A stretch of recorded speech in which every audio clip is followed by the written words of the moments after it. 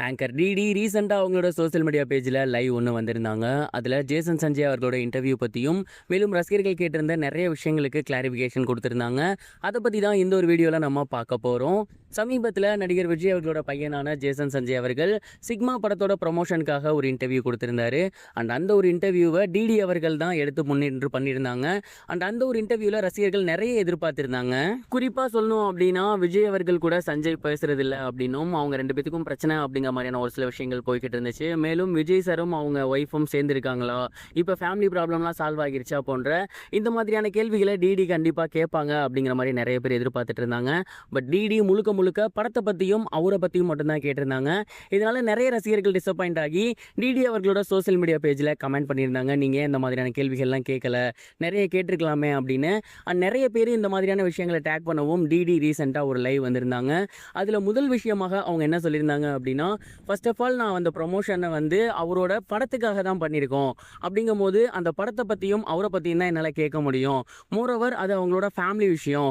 அந்த ஒரு விஷயத்த பப்ளிக்காக நான் கேட்கக்கூடாது. அண்ட் அது ரூல்ஸும் கிடையாது.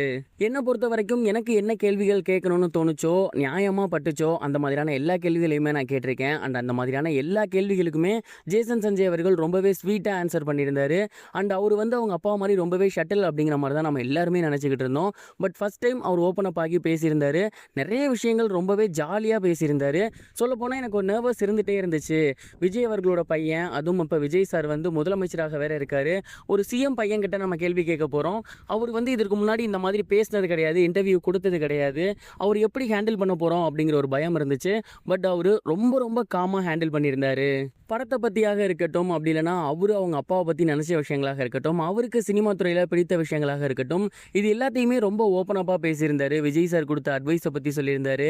அவருக்கு பிடிச்ச மியூசிக் டைரக்டரை பற்றி சொல்லியிருந்தாரு. அண்ட் அவர் இந்த சிக்மா படத்தில் எப்படி உள்ளே வந்தார், அவர் இந்த படத்தை என்ன மாதிரிலாம் மெனக்கெட்டிருக்காரு அப்படிங்கிறத சொன்னார். ஸோ அஸ் ஒரு இன்டர்வியூவாக எனக்கு இதில் என்னென்ன கேட்கணும்னு தோணுச்சோ அது எல்லாத்தையுமே ரொம்ப ஹானஸ்ட்டாக கேட்டேன்.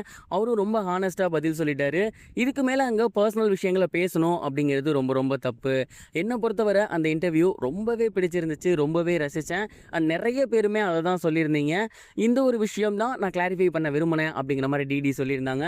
சொல்லப்போனால் டிடி சொல்கிறது 100க்கு 100 உண்மை. அது அவங்களோட ஃபேமிலி விஷயம், அதை வெளியில் பேசியிருக்கக்கூடாது. அதே நேரம் சங்கீதாவை பற்றி வெளியில் பேசக்கூடாது அப்படின்னும் ரூல்ஸில் இருந்திருக்கு. அவங்களோட ஃபேமிலி மேட்டர் பேசணுங்கிற அவசியமே ஃபர்ஸ்ட் ஆஃப் ஆல் கிடையாது.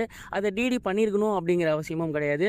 ஸோ டிடி சொல்கிறது 100க்கு 100 சரி அப்படிங்கிற மாதிரி தான் எனக்கு படுது. நீங்கள் ஜேசன் சஞ்சயோட அந்த ஒரு இன்டர்வியூ பார்த்தீங்களா? அதில் டிடி என்ன மாதிரியான கொஸ்டின்ஸ்லாம் கேட்டிருந்தாங்க, அது உங்களுக்கு சாட்டிஸ்ஃபைடாக இருந்துச்சா? அதற்கு ஜேசன் சஞ்சய் ரிப்ளை பண்ணது உங்களுக்கு எப்படி இருந்துச்சு? மறக்காமல் இந்த மாதிரியான தாட்ஸை கமெண்ட் பாக்ஸில் ஷேர் பண்ணுங்கள். இது வரைக்கும் கனெக்டிங் டிவிக்கு சப்ஸ்கிரைப் பண்ணனா மறக்காமல் சப்ஸ்கிரைப் பண்ணிக்கங்க.